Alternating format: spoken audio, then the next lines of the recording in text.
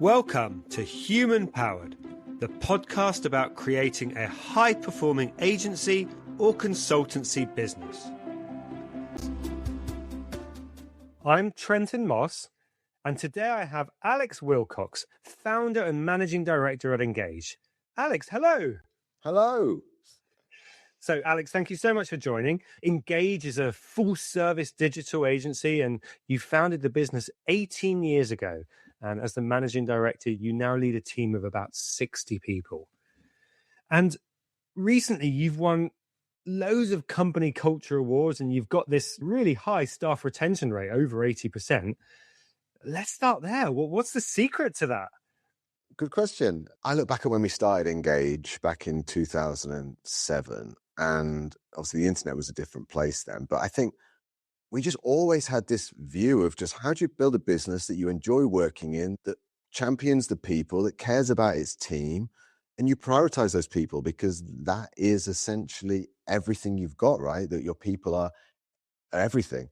And it just seems so obvious, right? In today's modern world, it is obvious. Everyone talks about people's first cultures and all that. But back then, I think the amount of effort we spent and the investment we put into our team was seen as a little bit odd, or we were definitely bucking the trend. I think people thought that people and performance were mutually exclusive. If you wanted to invest in your team, it was to the detriment of bottom line, EBITDA, whatever measure you're doing. Our view has always been, if you get the people bit, that's exactly what drives the performance. And now it's more commonplace. We're not unique in that thinking at all. But I do look back at those days, and we definitely were seen as the black sheep in a way for the amount of time and effort we put in and the amount we championed our team on our socials, on our website.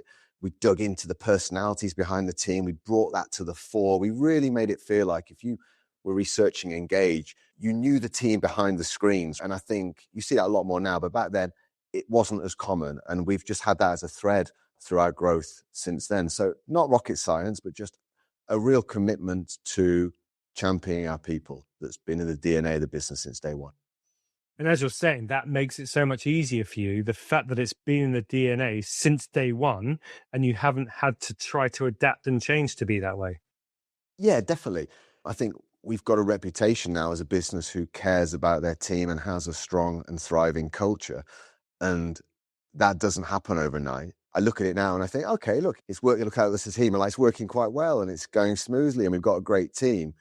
Then I think actually that's taken 18 years to get to. And that has been built on my belief system, my value system. You've got to be consistent. One misstep in culture can set you back years. I think I'm actually quite proud that over 18 years, there's an authenticity piece there. You can't fake it for 18 years. I like to think that, yeah, I'm sure we've had a few little missteps and a few times where we've not done precisely the perfect thing, but we've always done the right thing. And I think that now is what's created the team and culture that we've got. And that is what underpins, I think, a lot of our success. Brilliant. Well, what a lovely answer. And another lovely thing that you did, it was a couple of years ago, you became an employee-owned business. And when you did that, one of the first things that you did was you revisited your company values. Tell me a bit more about that. Firstly, employee ownership is something that I'm really excited about. I'm really passionate about it. It felt like the natural evolution what a better way for a people first business to evolve than to give ownership of that business to the people who you champion, right? For me personally, it felt like the right thing to do. And yeah, the values piece. So values are funny, right? I think you talk about vision, values in businesses, and understandably you get a lot of rolling eyes. Oh, I'm going to sit through another vision and values presentation from the leadership team that tell me that we should be honest and have integrity and trust and be brave and all these things. But I do genuinely believe that values done right, that are meaningful, authentic, consistent within a business, do give you something to anchor to and can actually help drive higher performance. Off the back of becoming employee owned, that was a real line in the sand for the business. And that was almost the end of chapter one, the 18 years. And now it's okay, we're embarking on a brand new chapter, a brand new exciting chapter, completely different. What a great opportunity to look at our values and what it really means to work at Engage. So we distill them down into three. We've got attention to digital. That's lived in the business for a long time. That's been something we actually trademarked back in maybe 2013. And that's all about the craft. We always prided ourselves from when we started the business in 2007 of just going that extra mile, spotting that issue before the client brought it to your attention, doing that extra, going above and beyond. And I think that attention to detail morphed into attention to digital, obviously a bit of a pun, but we quite like it. It's almost become more synonymous with engage than the name engage sometimes. So that's the craft. And then off the back of becoming employee owned, we created the value own it. And that kind of works in two ways. One is obviously what it means to be an owner, a part owner, or have an equitable ownership stake in the business. And also just what it means to own something. Yeah, I absolutely own that. And I think it works quite nicely on those two fronts. And that's the mindset. That's the mindset we want to create in the business, that people are thinking more like owners. And what do I mean by that? Thinking more commercially, having more care, having more pride in the business because they own part of it, right? And I think if we can dial that up, that's our superpower. Repeat that across 60 people, and that becomes quite impactful. And our third value, this is one that came from the team. We like crowdsourced it from the team. We were like, look, we've got the craft value, attention to digital. We've got the ownership mindset value. What's the third one? And that naturally gravitated towards the culture. What does that look like? So the one the team came up with was be the glue, which originally I was like, be the glue. And then the more they explained it, no, the glue, it's about how we bond as a team, that we stick together, and all these slightly gluey puns that sit alongside it. But it is true. Now, that is what holds us together, sets us apart. It's the tagline we've got on that one. And that's right. I think that's how the bonds people build in this office, the friendships they make that live outside the four walls of the studio, the equity people build in those relationships, all those things. I think that values our third. So that's really strong. So they're the three values. I like them because I think they're authentic and uniquely us. They're something that we can rally around. They live in the business, and you can't just pick them up and dump them in any other business. I think that's important. A lot of values I see are interchangeable. You could be any business and stick them on the wall. I think those three values are uniquely engaged. I love that because that's what makes them impactful. Yeah, and it gives yourselves an identity. Yes. Yeah, definitely. And it's part of a brand, right? Powerful brands are consistent, and they're all the touch points. You're hearing the same message. Values engages the umbrella brand, but underneath that, we've got those three values that give us three really nice areas to build behaviors around, to champion excellence in the business aligned to those values, be it great work or a great attitude. And it means we can really champion people who are exhibiting those behaviors. And that's a signpost to others in the business of what you need to be doing at Engage to really thrive in this environment. And all without mention of the words honesty or integrity. No, which is that, yeah, you like to think they'd come as default. But I don't know, maybe some clients like dishonest agencies. Who knows? You said there at the end that you like to champion people exhibiting these values, and you talked before about having these values gives you something to anchor towards in order to improve performance. So yeah, how do you keep these alive? How do you embed these values into everything? So they live in various areas of the business. So we've got quite a mature and robust competency framework that's essentially split into two parts. Technical competencies. So they are the technical skills you need to be able to deliver your role at the level Engage requires across the 5 levels. So junior, midweight, senior, head of department, and board level. And then you've got your behavioral competencies.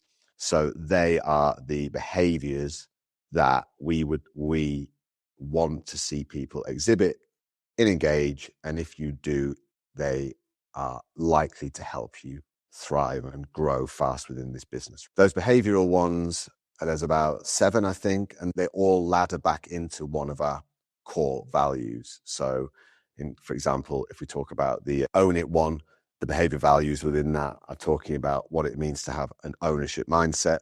There's a commercial awareness behavior there, and that's just around thinking more commercially. Attention to digital, that's around the behaviors and their quality and precision, which you can imagine from what I've talked about. But also curiosity and learning is a big one. I think putting people in control of their own development. I think a lot of people look to the business to be in charge of that. And I think the business should definitely facilitate it, provide budget for it, provide time for it. But I think people need to take control of their own personal development in a craft that they are passionate about and want to improve in. So one of our behavioral ones there is that people have almost become a lifelong learner, right? And we try and increase that. And then lastly, be the glue, culture. And as you'd imagine, that's got behaviors such as empathy and emotional intelligence, how you interact with the team, and kind of communication and listening and feedback as well. We really try hard to encourage a culture of feedback at Engage. We don't call it criticism. We try to call it framing as like developmental feedback. We try and make people feel comfortable with giving and receiving feedback. And as you progress through those seniority levels, the expectation does increase. So at junior level, maybe you're finding your feet with giving and receiving feedback. And maybe sometimes it's a bit uncomfortable. At senior level, you should be actively going and searching for feedback. And when you get that feedback, you should be taking it in the way it was intended to improve the output, you as a person, allow you to develop fast. And it seems obvious, right? But I think a lot of businesses really struggle with feedback. It's a point of massive friction in agencies or businesses generally, because people are bad at it. As humans, we are bad at receiving feedback and we struggle to give meaningful feedback. So if we can get that, I think that makes us become better as well, because it just improves the output, it improves the individual. Alex, it sounds like you've really documented all of this to make it clear on the behaviors you expect from people at each level of seniority. Has that worked in reality? Yeah, definitely. I guess a couple of examples there would be one, performance improvement plans, right? Obviously, no one wants to talk about a performance improvement plan. I think in a lot of businesses, if you are underperforming, the writing's on the wall, the stigma's there, and it's almost the precursor to you're no longer in that business, right? We take a view that, performance dips and flows, life's complicated, people's personal lives get in the way. Everyone is not constantly performing at the highest level, right? People might go through periods where they are just standing still, or just because that might just be the balance they need at that time in their life, right? Or they may have times where they are underperforming. Yeah. We know we hire good people, right? We vet them well. We see that as a blip. Yeah. So if you're on a performance improvement plan, we try and frame it as something to embrace it, right? You've dropped off a little bit, no problem. These are the areas that are clearly where you need to work on through the competency framework. It's not this big, just get better. What does that mean? It might be, here's a clear area there. You've just missed the mark slightly. No sweat. Performance improvement plan. The whole thing is there to support you to get you back on track to where you need to be. We've had some examples there where people have been put on performance improvement plans. 6 months later, absolutely flying. And that's brilliant for me because we want them to be in the business. They're great people, right? It's not, if you separate that personal part in the work side, there can sometimes be quite a void, right? Void almost. So I'm really proud of the fact that those people get back on track and then they found their rhythm again and it's never issue again for the rest of their career at Engage. Fantastic. So that's one. And I guess another example is when people are just thriving and then we allow them to do even better. I think another one is we've had some junior people in the business look at the own it mindset value. Obviously, the competency there, which I mentioned, is commercial awareness, commercial mindset, think like an owner. If everyone in this business can have one more quality conversation, everyone's in sales, right? That's 60 more conversations, right? That's the way we frame it. That as you get to a certain scale, you don't need to put all that heavy lifting on a few individuals. Everyone can do a little bit. So we've had junior people in this business bring in sizable clients through a relationship that they've got, through a friend, a partner or something. It's our job to win it, but they've put that opportunity on the table. So we've got a few examples of, big contracts that we've won that have come from somebody who's in a junior role in the business. How great is it that your sales engine is being driven by everyone in the business, not just a commercial director at the top? Yeah, they're shaping the strategy. But I think that's great because people are proud to work here. They've got a stake in it. It means more to them. So they want to see the business grow. So they bring in opportunities.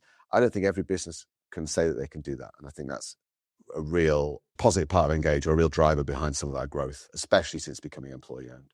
And you have actually solved a problem here that most agencies have, which is that the commercial side of things is driven by a very small number of people, like your commercial director, and most other people in the business feel like I'm here just to do really good work. And what you've done, which I really is you've taken your values, and from those values, you then defined a series of behaviors that you want everyone to exhibit. And you've documented them from the sound of things to the nth degree to make it really clear what's expected. And one of those behaviors is around that commercial awareness. And that, therefore, is creating conversations in the business that perhaps many other agencies wouldn't have at all levels of the business.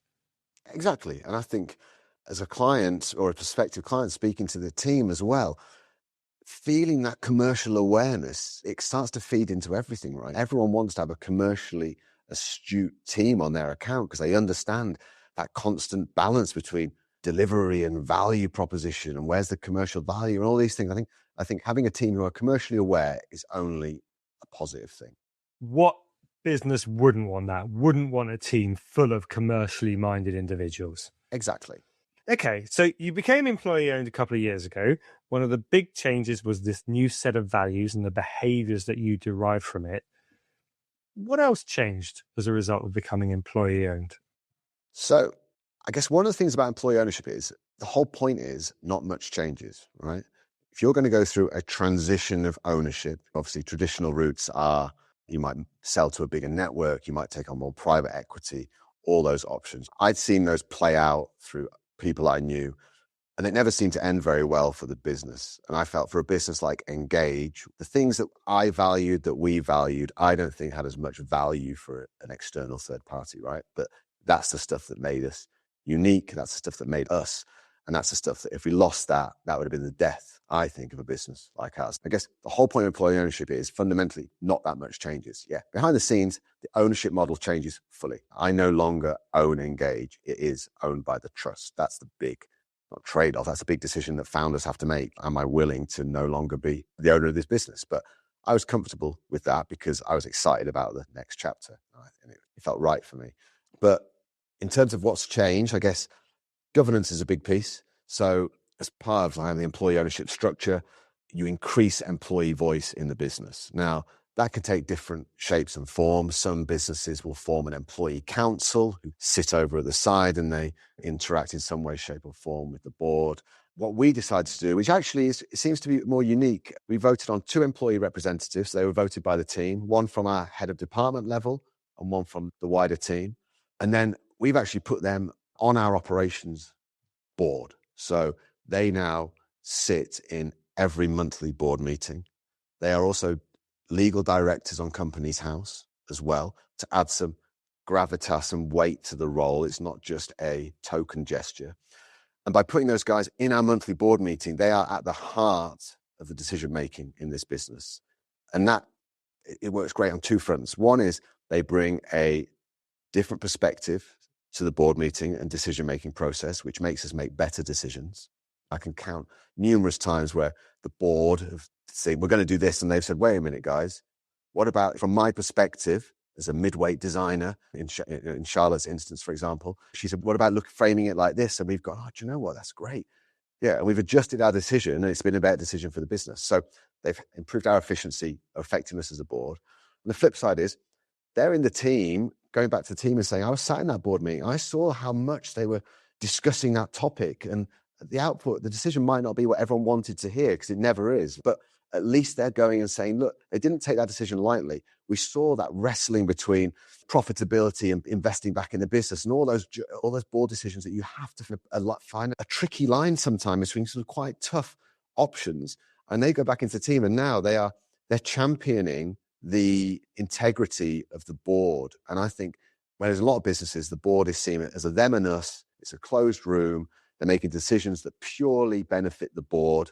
And I think that just builds maybe mistrust, suspicion, and all these things. And I think we are eroding those now. We are breaking those barriers down and we are creating a much more unified team who feel like we're all pushing in the same direction. And that is one of the core, I think, facets for a high-performing team. And you made this change because of the employee ownership trust, but I guess you don't have to have gone through that process to have a couple of employee reps and have them sit in on board meetings. Actually, yeah, that's a really good observation, actually. Yeah, the employee ownership process not made us, or we put it in place as a result of that, but that's a fair point. You don't need to be an employee-owned business to do that. Any business could and probably should do that because it just closes the gaps. It breaks down barriers.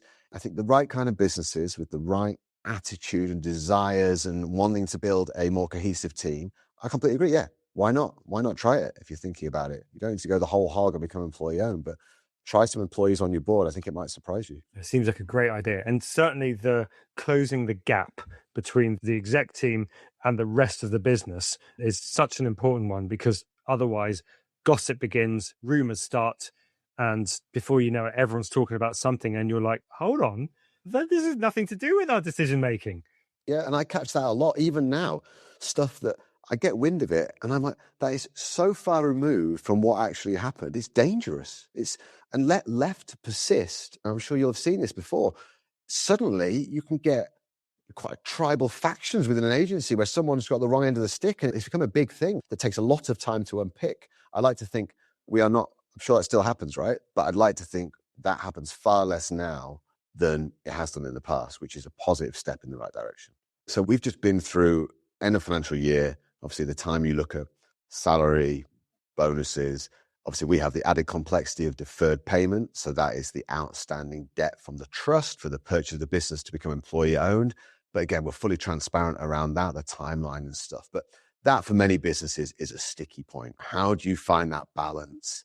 But I think the employee rep's been sat in the board for those meetings, hearing how do we find the balance, right? We want to reward the team for a good year. We want to motivate them. Bonuses are great for doing that, but also people want to feel like they're progressing salary-wise. So we did a big piece to put salary bands in place. We did some really good research to make sure that we are paying at the top kind of quartile of salaries against the industry and stuff. So we did that piece of work. So we knew we were paying fairly. We gave above inflationary pay rises. Yeah, we didn't go crazy, but then also we balanced that with bonus, then balanced with the deferred payment and the fact we're paying that down faster than so we navigated what I feel was like a really good path through that.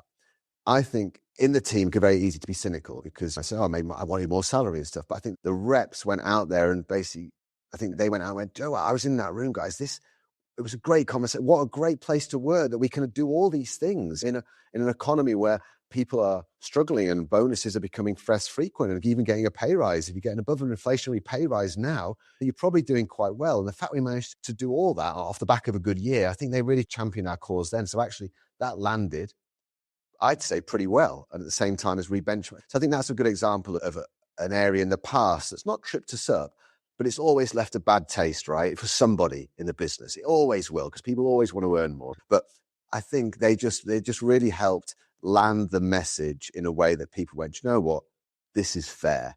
And I don't feel under rewarded for my commitment to this business. I think if you can get to that point, I think that's a real success. I think that's a huge success, because all it takes is one or two moments like that where people feel like something is unjust or unfair, whether it is or isn't, they feel that way. And that can just start on a slightly downward spiral of demotivation, and eventually they leave. And for you, having those employee reps being the link between the board and the business, you can help to heat these things off before they even become a thing. I completely agree. I think it's like being a parent, right? Me telling my kids, this is bad for them. They don't listen to me. Me telling my team from my position of privilege, on the board and things like that. Of course he's going to say that. I think having their peers and colleagues say that, I just think it just carries much more weight. And I think people just listen more and believe it more. Not that they don't believe me, but that's just a barrier or a disconnect that can exist or does exist. For you, reducing those barriers, reducing those disconnects is so important. And I think one good example of that is you take the team abroad for a conference. I think you went to Ibiza last year. You're off to Porto this year. Yeah, that sounds like a lot of fun. It is a lot of fun. That's why. But it's still work. We actually first did that on our 10th anniversary. We thought, how do we celebrate being 10 years old? And we thought, let's take the team to Amsterdam. We went to, and it was such a great trip. It was just such a positive atmosphere, when we were there, but when we came back, that persisted for weeks. People were talking about it for weeks, months on end, talking to clients about it. You'd overhear people say, and we were like, we need to capture this. This shouldn't just be a 10th anniversary event. This is actually make us a better business. This is actually delivering a lot of value into the business. Let's try and commit to, off the back of a reasonable year, provided we can afford to, let's try and commit to do this every year since. And we have. Obviously, bar COVID, which kind of threw a bit of a spanner in the works, we've now every year managed to go away for an abroad summer conference. And it's one of the best things we do. And I think it's one of the best ways to galvanize and cement a team and build that culture. And it's got a work element to it as well. So the Ibiza trip that you mentioned, on the last day there, we did a workshop, and that was on the values piece I talked about earlier. That was where we got into teams, we did some fun icebreakers, but then we got into the nitty gritty of, okay, what is this third value? What do we want to work together, put a team? What's everyone feel like is missing? It needs a culture feel to it. I think we all seem aligned on that, but what's the name of it? What's the description of it? And out the back of that was the be the glue value came out of that. And that, I think, was a piece of work we did together as a team in the right environment. Everyone was in the right mindset off the back of a couple of days in Ibiza. And that is something that now I think now lives in the business, and it was a really strong output, right? So I think that was a real success. Other stuff, I think we talk about like relation battery engage. I think going away with your colleagues and spending time away from the screens and your desk and building, almost filling that relationship battery, I think is really important, because agency life is fast paced and it's hard and it's stressful and shit hits the fan fairly regularly. I think having strong relationships with your team just makes everything run smoother, because when things do go wrong, you've got trust to fall back on versus tension to work through. Yeah. And I think if that battery is non-existent or low, that's when friction just rises straight away. Everyone's got their suit of armor on and opposing sit right. Whereas I think when you know the person behind the role, you've got a relationship with them, things just run much smoother. And I think our summer conference is a really good way of just building those bonds. And not everyone likes to travel, not everyone likes to fly and things. So not everyone, but we get about 90% plus of the team come on those trips. And bear in mind, they're over a weekend. They require 3 days of your time. They're not insignificant commitment to work. But I think the fact that so many people are excited about it, sign up to it, coming on with a great attitude, and then come back with an even greater attitude, I think that's a real sign of success. Lovely. It sounds like your summer conference is a real core part of your DNA and has been for many years, as is the Olympics, which I think you've been doing for 10 years. Tell me about that. Yeah, so the Olympics was born, like you say, 10 years ago. It was, the idea at the time was just, look, sitting in front of a computer all day, it's not the most active of jobs. And we always had this view of a fitter workforce. There's so much evidence that shows exercise has numerous benefits, all kinds, right? I don't need to list them all off, but yeah, being fitter and healthier is good. So we were, how do we combine exercise, but also how do we combine some way for charitable donations and giving back and stuff? So Olympics was essentially born out of that idea. And in simple terms, all we do is we use the Strava API, people log exercise, and we donate or we raise funds based on mileage covered for different core activities. And that amount raised is loosely connected to how intense that activity is. So 20p a mile for cycling, 80p a mile for running, and I think £4 a mile for swimming. That then builds our charity pot. So people exercise. Those charities are local Leeds charities that the team have chosen. So they feel a connection there. They want to raise money for them. So you just get more buy-in from the team. And then people go out, stay fit, they do exercise, that raises money. And that is essentially the Olympics. And then to gamify and to add a bit of excitement and joy, every month we have a leaderboard, just pulls all the data through, who's raised the most this month. And then each month, anyone who's raised over £30, which is a significant amount of activity. In the studio meeting on the first Monday of each month, we put everyone's names into a digital spinner, like the Wheel of Fortune, and we just press spin. Everyone just taps their legs and stuff. We create a bit of a crescendo of excitement, and somebody will win the spinner and they win a day off. It just adds some excitement to it. But at the same time, we get the charities in to come and speak to the team. We track where the money goes, because it all goes to the charities. They can put it to really good use. They give us stories of what they've spent it on. It just is a really nice little ecosystem of, it gives us some great stories, some great connection to local charities. We can do good, and maybe we've got the healthiest agency team on the block. Who knows? Yeah, so the Olympics, what a lovely tradition that is. Alex, you've been telling me all these wonderful things that you've been doing at Engage. Let's look to the future. What's next for you and what's next for the business? So I think we're quite early into our employee ownership journey. We're just getting towards 2 years into that. We've still got the deferred payment period to see through. We've still got, I think, a lot of ways we can improve this business through further embedding what employee ownership means, be that through the values piece, but also our vision. So as part of the values, we refreshed our vision. Again, visions mean different things to different people, but ours is quite simply, it's just to build the most successful employee-owned agency in the UK, business that everybody's proud to own, where extraordinary people do exceptional work that drives success we all share in. It's simple, it's succinct, but I think it covers all bases. And I think my job now is to achieve that help this team or lead this team to achieving this vision. What does successful mean? Financially successful might be part of it. More awards, that would be great. Pride in our work, attention to digital, we've talked about that. The quality, we've got a real focus on quality and innovation on the year ahead. So I think that for me is something that I'm excited about pushing on. I think through the employee ownership and the employee rep piece, we can further embed processes, ways of working, governance in the business that makes us stronger. So really it's about, we talk about momentum a lot. We've got a lot of momentum at the moment. And I think for agencies especially, riding that wave when you've got that momentum is crucial. So at the moment, I'm just thinking, start of the new financial year, we had a great year last year, our highest performing year on record for the business. Is it all because we're employee owned? I don't know, but I do like to think there's some causation in there. And now this year, it's about how do we build on that? Not growing financially, not going again, because I think that might, I don't want to burn the team out, but how do we build on those foundations and have a really successful year? At the end of this year, we're looking back and go, financially successful, maybe some awards. And we've just delivered some great work for our clients, because fundamentally, that's what we need to continue doing. And that goes back to our values from day one, back in 2007, wanting to just deliver the best quality of work that we could. And that's personally for me, really important. Brilliant. What a lovely way to end this conversation, because ultimately that is what you're here to do. Alex, thank you so much for taking the time out of your schedule to share all the wonderful things that you're doing at Engage. And I wish you all the best for the future. Thank you. Great to be on. And really enjoyed it. Thank you. You've been listening to Human Powered, the podcast all about creating a high-performing agency or consultancy business. Thanks for tuning in.